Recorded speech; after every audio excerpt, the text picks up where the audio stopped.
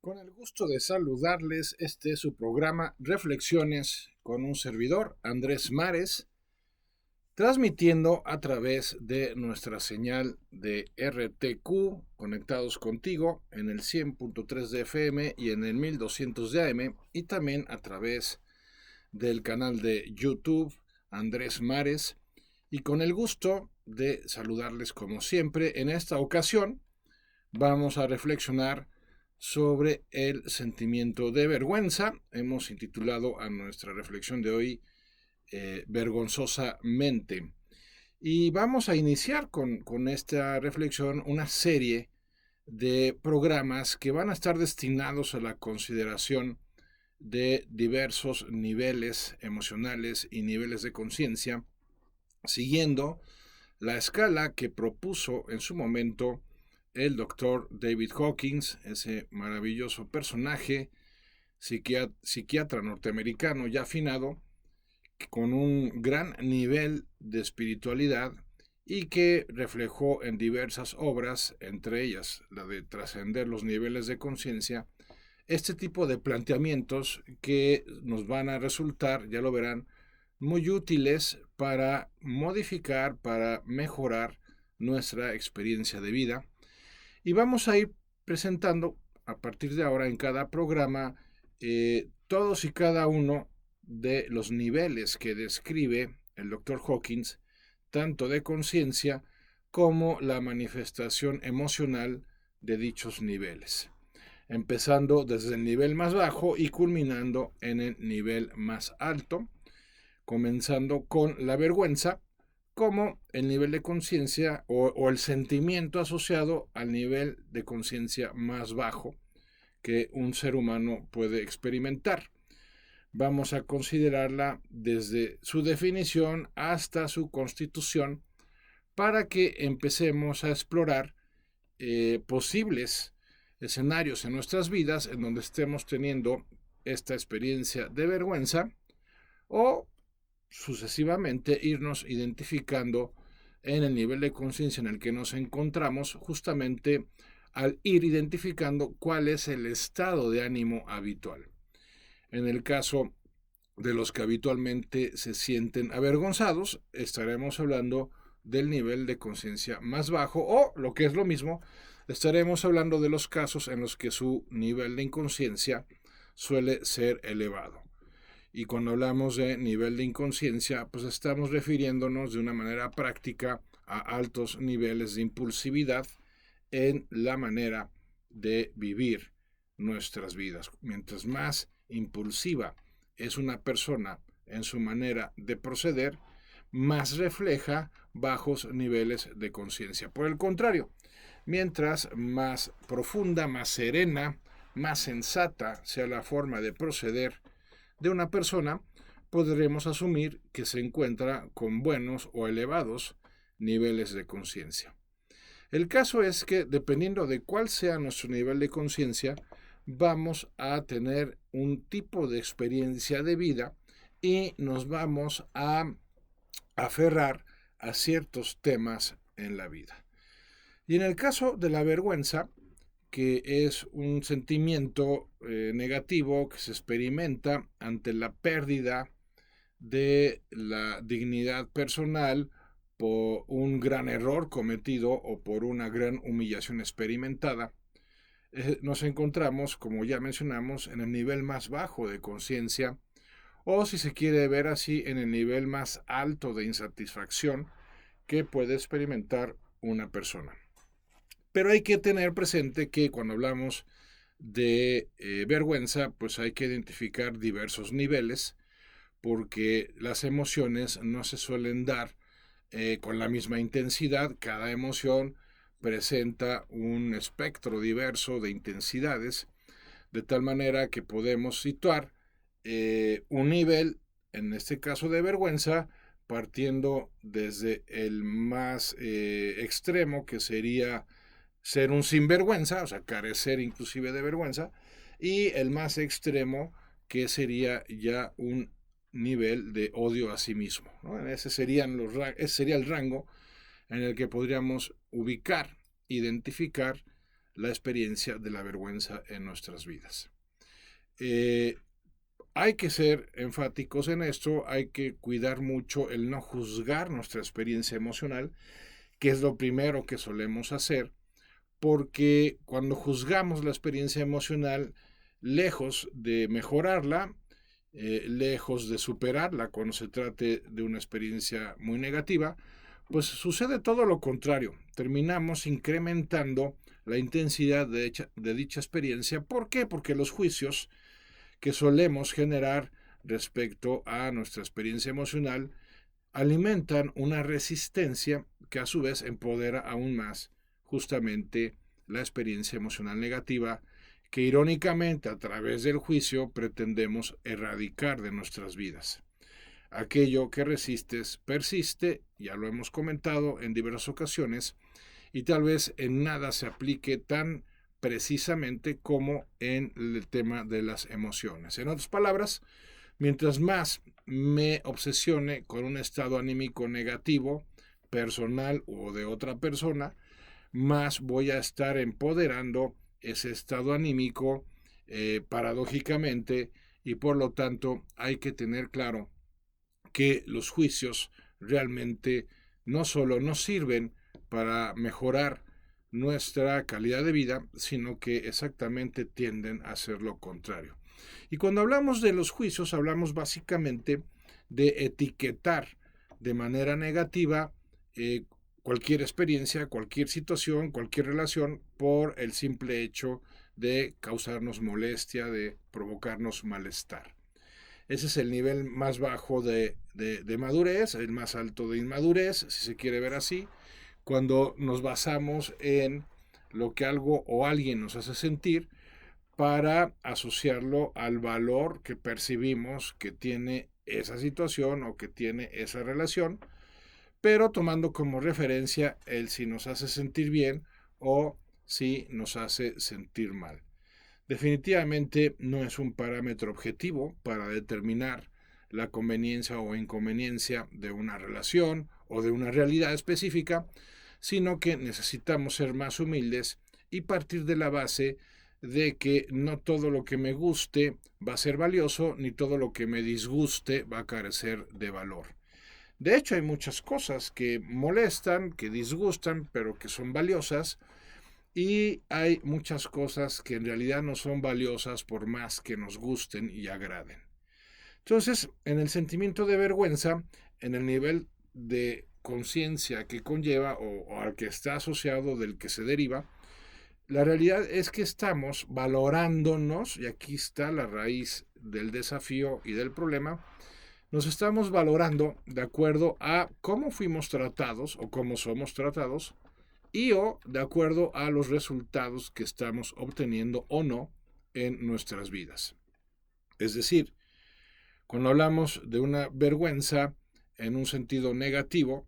es decir, el que nos lleva a un proceso de auto-menosprecio, de autodesvaloración, a un proceso de odio hacia uno mismo, ya en casos muy extremos, pues es porque estamos valorándonos de acuerdo con criterios que no son válidos, que no son objetivos, aunque les estemos dando importancia. ¿Y cuáles son esos criterios? Bueno, el primer criterio, ya lo mencionamos, es el cómo somos tratados o el cómo fuimos tratados, y el segundo criterio versa sobre el tipo de resultados que estamos obteniendo en nuestras vidas. Vamos a considerar con detenimiento cada uno de estos dos criterios para desmantelarlos, para desarticularlos y que dejen de regir la forma en que nos vemos a nosotros mismos y la forma en la que solemos ver a los demás. Entonces, primer criterio, el de valorarnos en función del trato del que hemos sido sujetos. Vamos a comenzar por la etapa más crítica al respecto, que es indudablemente la infancia. En la infancia, las personas pudimos haber recibido algún tipo de atención o desatención, sea por defecto o por exceso. Pudimos haber tenido, y eso es muy común, un tema con la falta de atención o con la sobreatención, de tal manera que personalizamos esa forma en que nos trataron, que se deriva de la forma en que se nos prestó o no atención, y debido a la inmadurez propia de la infancia, pues no poder discernir el motivo por el cual pudiéramos estar siendo desatendidos o maltratados de la manera en que tal vez lo fuimos. Y entonces, como no tenemos la facultad de discernirlo, porque todavía no ha madurado nuestra parte consciente, entonces inconscientemente personalizamos ese maltrato o esa falta de atención, de tal manera que lo hacemos equivalente a una falta de valía personal. Es como si la manera en que nosotros buscamos explicarnos por qué estamos siendo tratados así o por qué no se nos está prestando atención, la respuesta fuera es que vales poca cosa. Como vales poca cosa, por eso no se te presta atención o por eso se te causa algún tipo de afectación, porque es lo propio de lo que vale poco, ¿no? O sea, si yo valgo poco, entonces lo normal, lo que corresponde es que se me maltrate. Bueno, esa es una falacia, es una mentira, es una falsedad, porque en la mayoría de los casos, si no es que en todos, pues el tema de cómo se trata a una niña o a un niño, más bien lo que dice es la calidad del adulto, la categoría, la profundidad e inclusive hasta la preparación de ese adulto, de esa persona adulta, con respecto a la manera en que trata o maltrata a los infantes, ¿no? A los pequeños. Entonces, cuando hablamos de un adulto, una persona adulta que no atiende o maltrata a un niño o a una niña, bueno, pues estamos hablando de una persona que tiene problemas en su forma de ser, inclusive a nivel neurológico, que le llevan a experimentar una cierta incapacidad o inclusive una discapacidad para el afecto, para el cuidado, para la atención e inclusive también para la educación y para la formación. Entonces, cuando un niño o una niña no está siendo amada, en lo primero que tendríamos que fijarnos es en la situación de la persona adulta que no le está amando. Pero realmente a nadie se le ocurriría, en su sano juicio, pensar que el problema está en el bebé o en la bebé, ¿no? Porque, a ver, ciertamente cuando crecen se pueden volver más berrinchudos, se pueden volver más rebeldes, más desobedientes, y eso, pues sí, eso sí puede detonar una cierta firmeza, eventualmente rudeza, para corregir su forma de proceder, pero cuando hablamos de un bebé, porque la experiencia de abandono se da desde que se es bebé, no desde los primeros años de vida, aunque pudiera haber, como siempre, excepciones a la regla, pero cuando hablamos de bebés, pues realmente ¿qué puede haber en un bebé que pueda provocar o justificar un tipo de menosprecio o de desatención y ya no se diga de maltrato? Pues nada, ¿no? Pues los bebés son la máxima manifestación de inocencia y lo que tendría que promover en las personas adultas que están cuidándole es más bien ternura, es amor, es atención, justamente porque es lo que la naturaleza espera de los que somos padres de familia, madres de familia, espera que todo eso que el niño tendría que inspirarnos si no tuviéramos problemas personales, distorsiones personales, pues tendríamos que hacer de manera natural, de manera espontánea y además con mucho gusto. Pero cuando hay serios problemas neurológicos o psicológicos en la persona adulta, pues esa experiencia de querer, de cuidar, de atender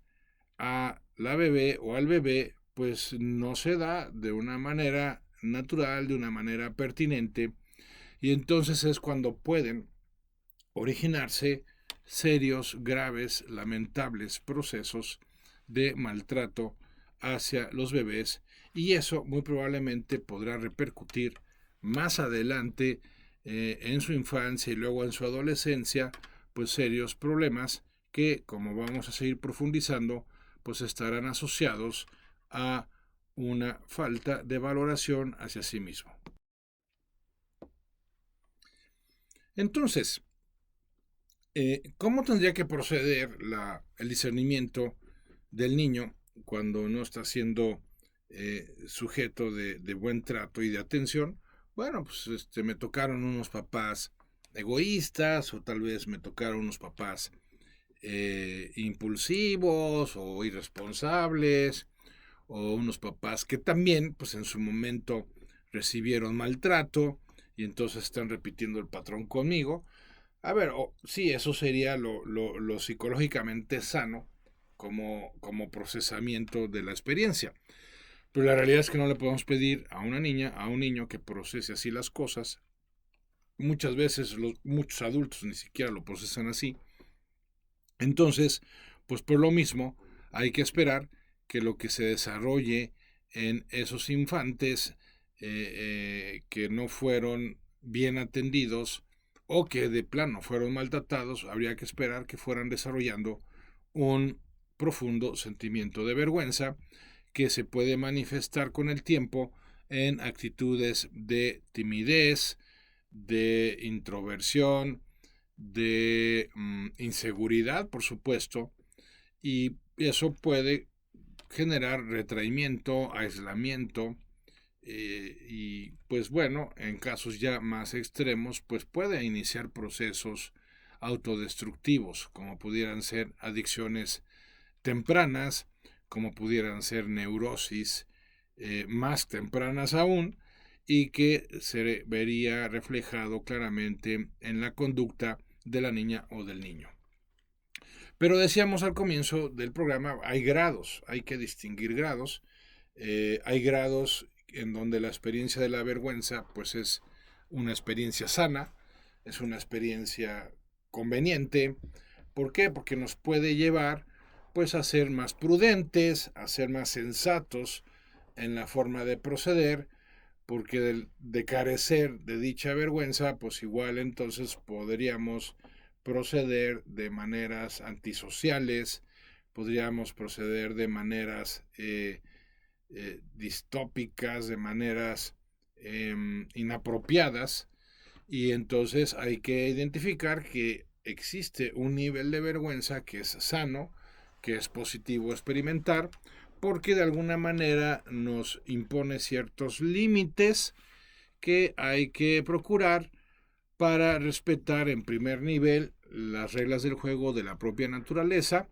y en otro nivel pues también respetar los usos y costumbres del entorno familiar o que rigen al entorno social o profesional organizacional. Esa es la vergüenza que sí aplica, que sí procede, es la que me lleva a evitar comportamientos que puedan ser negativos, que se llaman de hecho vergonzosos, justamente por eso, porque no corresponderían a la dignidad que se espera de una persona, sobre todo de personas que pues tienen cierto nivel de preparación o desempeñan un rol de cierta importancia en el ámbito familiar, social o profesional. Ese nivel de vergüenza está bien, ese nivel de vergüenza hay que mantenerlo. Sería catastrófico que se perdiera y entonces nos convirtiéramos literalmente en unos sinvergüenzas, porque entonces ya el descaro, la desfachatez, pues serían rasgos característicos de nuestra manera de proceder. Por eso hay que ser muy cuidadosos de conservar cierto decoro, cierto pudor, cierta sensatez en nuestra forma de proceder, porque eso nos permitirá mantenernos fluyendo en diversos tipos y niveles de relaciones. Porque de carecer de esas disposiciones, pues entonces nos volveríamos personas que terminarían siendo marginadas y incluso desterradas de ciertos ámbitos, lo cual pues está encaminado a pues afectaciones muy serias. De hecho, en las primeras agrupaciones humanas, lo que se hacía cuando se tenía uno de sus miembros generaba afectación al grupo humano, a la tribu,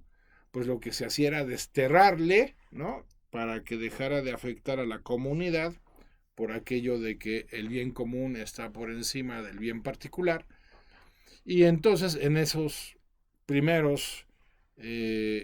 niveles de agrupación, pues el ser desterrado pues implicaba estar destinado a morir, ¿no? Porque nadie podía sobrevivir a solas. Se requería de la interacción con la tribu por un tema de abastecimiento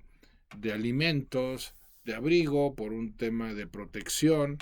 y pues una persona que era desterrada pues casi era una sentencia de muerte, porque sus probabilidades de supervivencia de manera individual pues eran prácticamente nulas. Actualmente no es tan drástico el que se le margine a una persona de una familia, de una empresa, de un grupo social determinado. No necesariamente, y más bien lo raro sería que eso se convirtiera en un tema de vida o muerte, pero sí, el que se margine a alguien definitivamente, pues sí puede dificultar e inclusive impedir pues un sano desarrollo a nivel económico, a nivel psicológico, sin duda,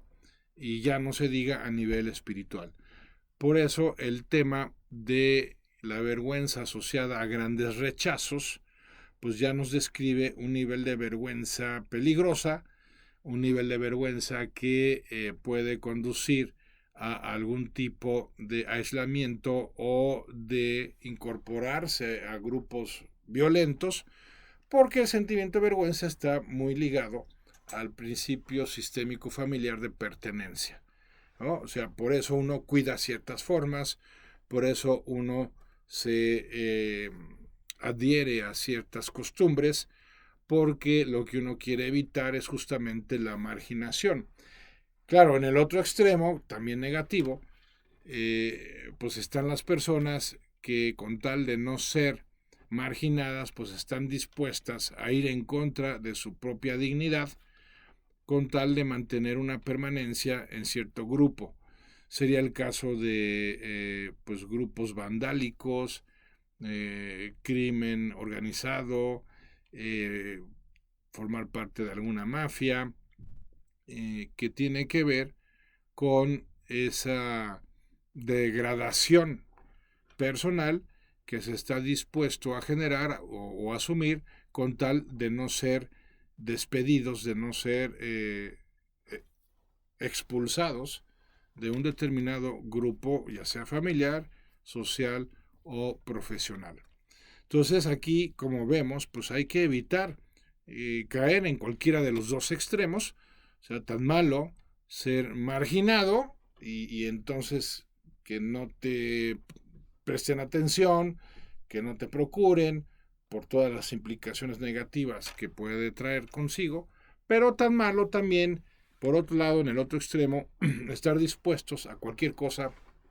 con tal de que no lo marginen a uno, ¿no? Hay que guardar cierta cierta asertividad en el sentido de que, pues sí, hay que procurar cumplir con ciertas normas, con ciertos protocolos, con ciertas costumbres, para que funcione, no solo para permanecer en un grupo determinado, sino para que dicho grupo pueda funcionar. No hay grupo que pueda funcionar si no se respeta cierta estructura normativa, porque no hay grupo que pueda soportar que cada quien haga lo que le venga en gana. Los grupos, por definición, están encaminados como organización a la obtención de ciertos resultados, al logro de ciertos objetivos, y para eso se requiere que haya una coordinación, se requiere que haya un orden, se requiere que se respete cierta estructura, porque de lo contrario, pues no se puede llegar a lograr nada si cada quien jala guapa su molino, como se dice coloquialmente, o si cada quien hace lo que le venga en gana. Como sea, seguiremos profundizando a continuación más en esta importante consideración de la vergüenza, tanto en un nivel sano como en un nivel insano, si fuera el caso. Entonces, hemos dicho, cierto nivel de vergüenza es sano, rebasar ese nivel ya no lo sería. ¿Y cuál es ese nivel? Bueno, pues el que nos conduce a baja autoestima, el que nos conduce a bajos niveles de autoestima, a un autodesprecio o un automenosprecio, que necesariamente se termina convirtiendo en un serio tema de confianza en sí mismo. Ahí lo que suele haber es una triste historia, lo que suele haber detrás es una lamentable historia, pues justamente de abusos, ¿no? De maltrato o de abandono, ¿no? Y eso se experimenta como una terrible humillación que si se dio a edades muy tempranas, pues casi de manera invariable conducen a la fatídica conclusión de que pues el problema está en uno porque uno vale poca cosa y por eso uno es maltratado. Y entonces empieza ahí toda una cadena de acontecimientos negativos, dolorosos, asociados a rechazos, a fracasos, que tienen que ver con una pobre imagen o una imagen negativa de uno mismo que genera una profecía de autocumplimiento que se podría describir de esta manera: como valgo poca cosa, entonces se puede esperar poco de mí, y como se espera poco de mí, entonces no tiene caso que yo me esmere más para poder dar mejores resultados, y entonces eso me va generando o va provocando o va alimentando una marginación. Que a ver, antes de que una marginación se dé a nivel grupal, muchas veces se dio primero a nivel personal, es decir, muchas veces detrás de un proceso de marginación de alguien, se inició dicho proceso con una automarginación. Por eso es fundamental entender que la vergüenza está diseñada como sentimiento por la naturaleza para que respondamos de una manera más profunda con respecto al concepto que tenemos de nosotros mismos y dejemos de valorarnos por el tipo de trato, o dejemos de usar como indicadores del valor personal la manera en que somos tratados o los resultados que estamos generando. No es que no importen los resultados, por supuesto que sí, no es que no importe el cómo se nos trate, porque hay que poner ciertos límites cuando no se nos trata bien, pero lo primero que hay que tener claro es que necesitamos dar el paso, si nos encontramos en esos niveles de vergüenza, necesitamos dar el paso de reconocer, de identificar, o si lo prefieren, de aceptar que lo que hacemos o cómo nos tratan no incrementa ni reduce para nada nuestra valía personal. Lo que hace es incrementar nuestra calidad de vida o disminuirlo, pero no tiene nada que ver con mi valor personal. El valor personal es algo con lo que se nace, no es algo que se otorga, no es algo que se gana, sino que es algo intrínseco a nuestra naturaleza. Ya un ser humano, por el solo hecho de serlo, una persona, por el solo hecho de serlo, ya es valiosa en sí misma, independientemente del tipo de circunstancias, el tipo de relaciones y el tipo de resultados que esté teniendo o no en alguna etapa concreta de su vida. Entonces ahí tenemos que dar un salto importante. Quienes pudieran encontrarse en esa situación tienen que dar un paso importante en el sentido de reconocer, o por lo menos admitir o suponer, que ya sería lo mínimo, que mi valía personal no depende justamente de ese tipo de situaciones ni de ningún tipo de relaciones. Cuando se da ese paso, entonces empieza uno a trascender, ese es el término, el nivel de vergüenza que termina convirtiéndose progresivamente en un nivel de confianza. ¿Por qué? Porque la persona con alta intensidad de vergüenza, al final lo que está teniendo es una falta severa de confianza en sí mismo. Y cuando alguien no confía en sí mismo, pues no puede plantearse eh, experiencias significativas en su vida, y eso es lo que termina complicando toda la situación de la persona. Porque entonces, mientras menos logros tiene alguien, más desconfía de sí mismo. Mientras más se desconfía de sí mismo, más mal se siente uno con respecto a sí mismo y menos se valora uno a sí mismo. Y entonces es cuando nos volvemos dependientes de la valoración de los demás hacia nosotros. Por eso es muy importante iniciar un proceso de sanación, vamos a llamarle así, comenzando por el tema de la famosa autoestima, que en un sentido estricto ni siquiera tendría que ser un tema. ¿Por qué? Porque cuando captamos la relevancia del ser sobre el vivir, o del existir sobre el vivir, o la relevancia del ser sobre el sentir, entonces, partiendo de esa premisa, no tendríamos por qué tener ningún tipo de problema con el tema de la autoestima, porque ésta se daría en automático. Cuando yo me doy cuenta, y este es un ejercicio, esto puede darse como resultado de un ejercicio de reflexión, cuando yo me doy cuenta de que lo que realmente describe mi valía personal es el hecho de que existo, no de que simplemente vivo, y de que lo que realmente importa es el cómo soy como persona y no el cómo me siento, entonces uno ya está en condiciones de dar los primeros pasos, pasos determinantes, por cierto, para salir del estado de vergüenza que nos mantiene anclados en estados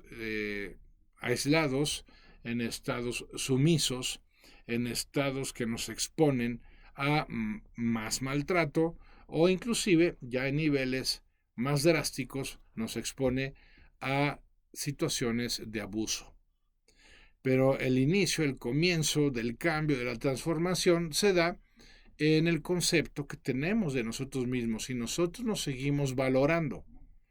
basándonos en qué dicen los demás de nosotros y en cómo nos tratan, o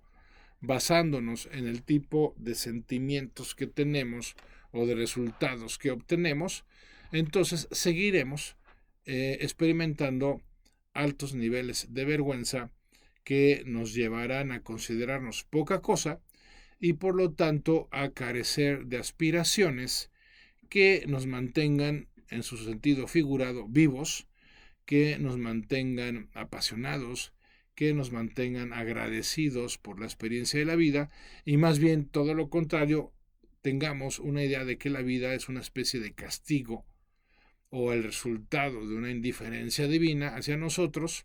y entonces sí experimentar altos niveles de dolor porque los asociamos a percepciones de grandes abandonos en nuestras vidas. Entonces, si yo me encuentro en un alto nivel de desconfianza hacia mí mismo,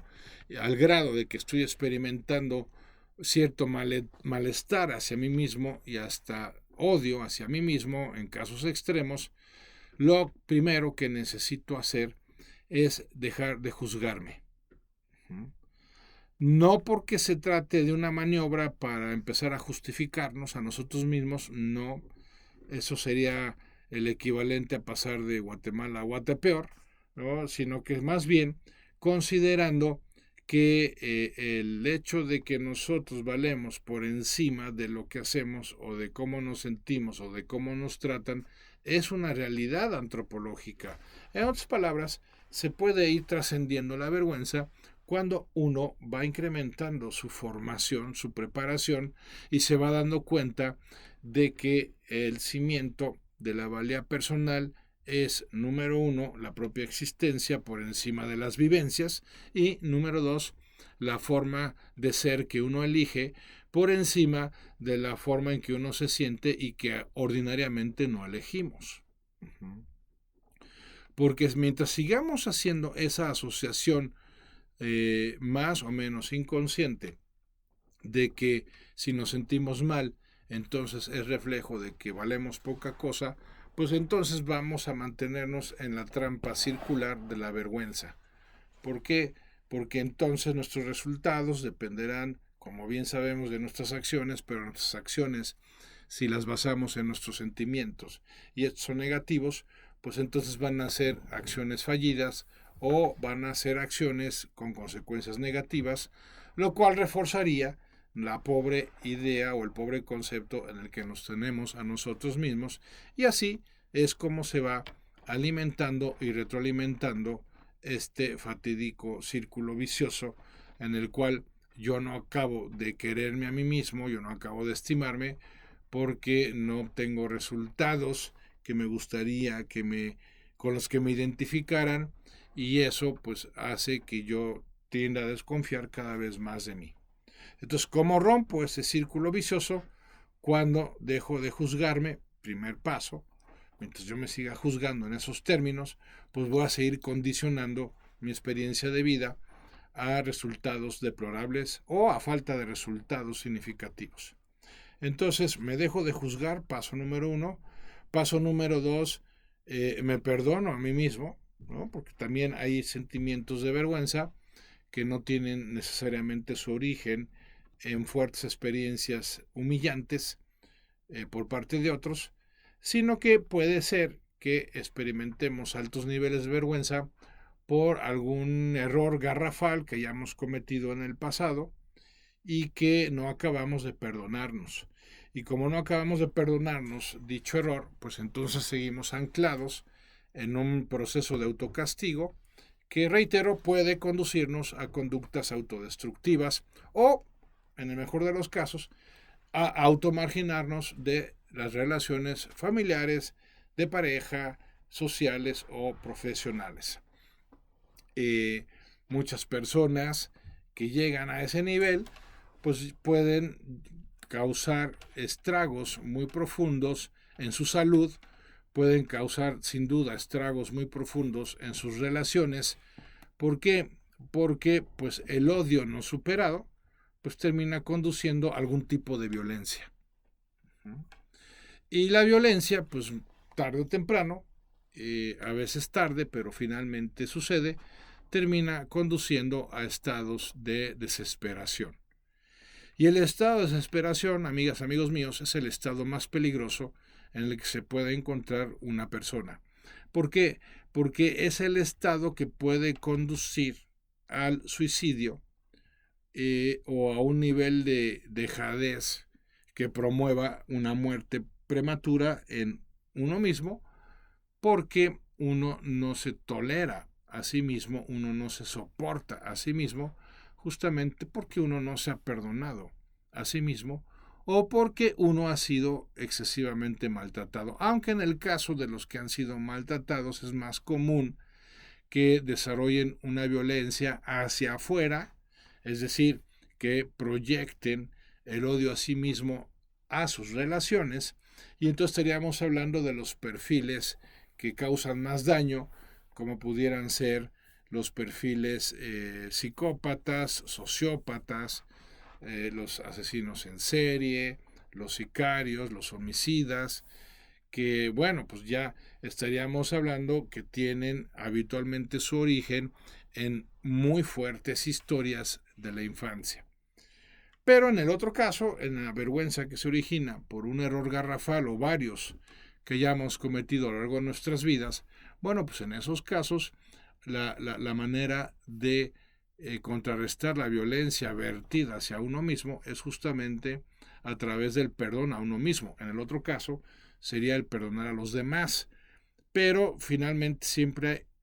tendríamos que llegar, después del dejar de juzgarnos, a un proceso de perdón, ya sea perdonarnos a nosotros mismos o perdonar a otros o ambas, ¿no? Simultáneamente haya que perdonarnos a nosotros mismos diversas cosas, pero también a la vez perdonar a otras personas por diversos abusos que pudieron haber generado en nuestra persona. Como sea, paso número 1, el tema de dejar de juzgar. Paso número 2, el tema de disponernos a el perdón. Y bueno, hay más pasos que vamos a ver a continuación. ¿Cuáles son los demás pasos que tenemos que dar para lograr superar el estado de vergüenza? Nos estamos refiriendo al estado de vergüenza dañino, porque ya dijimos al comienzo de la reflexión de hoy que hay una vergüenza sana que hay que mantener, hay que cuidar, porque nos mantiene adheridos a ciertas normas, a ciertos protocolos, a ciertos convencionalismos sociales o familiares o profesionales que son importantes para que no se nos margine, para mantener una pertenencia a esos grupos.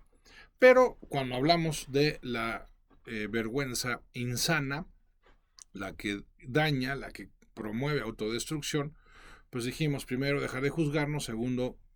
disponernos al perdón y en tercer lugar lo que yo denomino reinventarnos. Nuestro pasado no es nuestro futuro, no tiene por qué serlo, y el hecho de que nosotros sigamos dándole vigencia pues es por un tema de soberbia, ¿no? Irónicamente, en las personas que experimentaron grandes humillaciones pues se suele desarrollar una gran soberbia, que pues no hace más que perpetuar justamente el problema de generación en generación, ¿no? Y lo que se opone a la soberbia pues es la humildad. Y la humildad en este contexto de una vergüenza profunda o intensa se traduce a un reconocer que uno se puede equivocar y que hay que dejar de censurar o de sancionar o inclusive, si me lo permiten, de satanizar la experiencia del error. Y eso nos hace humildes. Cuando reconocemos los propios errores, pero también los presupuestamos como parte de la experiencia del crecimiento, a condición, ojo, de que nos dispongamos a aprender de ellos y que una vez que hayamos aprendido de ellos, pues por supuesto que nos dispongamos a dejar de seguirlos cometiendo, porque lo que sí resultaría inadmisible es que una persona siguiera cometiendo los mismos errores y entonces, pues como consecuencia, pues no rectificara, sería un sinvergüenza, ¿no? En el contexto de lo que estamos platicando, y entonces no solo seguiría cometiendo los mismos errores, sino que seguramente los iría agravando cada vez más a lo largo de su vida. Entonces, la humildad nos lleva a aceptar nuestros errores, a retomarlos, si no hemos aprendido algo de ellos, para capitalizar esa experiencia de error. Y una vez que hemos asumido un aprendizaje, que hemos aprendido una lección, entonces ya podemos ver ese error como parte del proceso de crecimiento personal, en vez de personalizarlo como si fuera señal de una, otra vez, falta de valía personal. Entonces, tenemos que perdonarnos nuestros errores del pasado, tenemos que aprender de ellos para no volverlos a cometer, pero también tenemos que abrirnos a errores que seguiremos cometiendo definitivamente a lo largo de nuestras vidas. ¿Por qué? Pues porque seguiremos siendo humanos el resto de nuestras vidas. Y es de humanos errar, ¿no? Es de humanos equivocarse. Pero siempre que ese error o esa equivocación no se deban a una irresponsabilidad de nuestra parte, sino a la imperfección propia de nuestra naturaleza, entonces estaremos hablando, sí, de errores que pueden perfectamente asociarse al crecimiento personal, pueden asociarse a un aprendizaje útil para nuestras vidas, pero cuando esos errores tienen su origen en una falta de responsabilidad personal, en una indiferencia, en una falta de compromiso, pues a ver, es muy difícil que esos errores los podamos capitalizar y más bien el cometer ese tipo de errores a lo que nos va a llevar es a ser cada vez más soberbios, a ser cada vez más arrogantes y por lo tanto a ir creando cada vez mayor cerrazón de nuestra mente y en la medida en que una mente se va cerrando, pues deja de funcionar, ¿no? Lo que se dice habitualmente de que las mentes son como los paracaídas, solo funcionan si se abren. Pues igual, nuestra manera de vivir solo puede aspirar a progresar, a mejorar, si estamos dispuestos a abrir nuestra mente, y eso implica, entre otras cosas, reconocer por un lado nuestros errores pasados y por otro lado abrirnos a la experiencia de nuevos errores, pero como consecuencia de un proceso de crecimiento personal, nunca como resultado de una irresponsabilidad personal. Entonces, es así como podemos plantearnos el crecimiento, el desarrollo en nuestra experiencia de vida cuando nos abrimos a la posibilidad de equivocarnos, cuando nos hemos reconciliado con nosotros mismos o con otras personas y cuando hemos dejado de juzgarnos. Entonces es cuando ya podemos afirmar que estamos avanzando, que estamos progresando, estamos ascendiendo desde el nivel más bajo de conciencia, que es justamente el que acabamos de describir y que se asocia a el sentimiento de vergüenza. Entonces, dejar de juzgarnos, abrirnos a la experiencia del perdón y abrir nuestras mentes para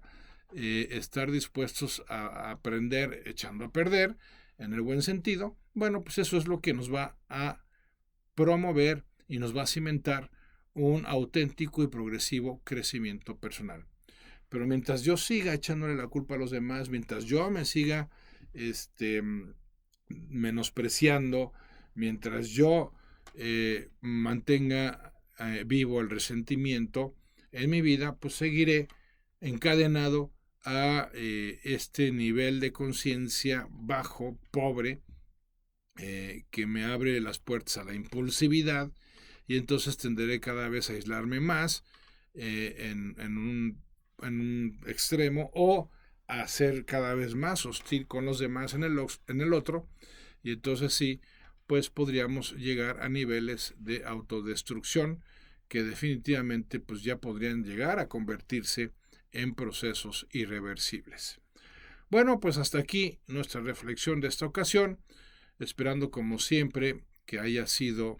de su agrado. Pues les agradezco muchísimo su atención y les recuerdo que pueden contactarme a través de mi correo personal, que es info@andresmares.com, o si lo prefieren pueden hacerlo mandando mensaje de WhatsApp, solo mensaje de WhatsApp, no llamadas, por favor, al 774 0977 con nada 442, y para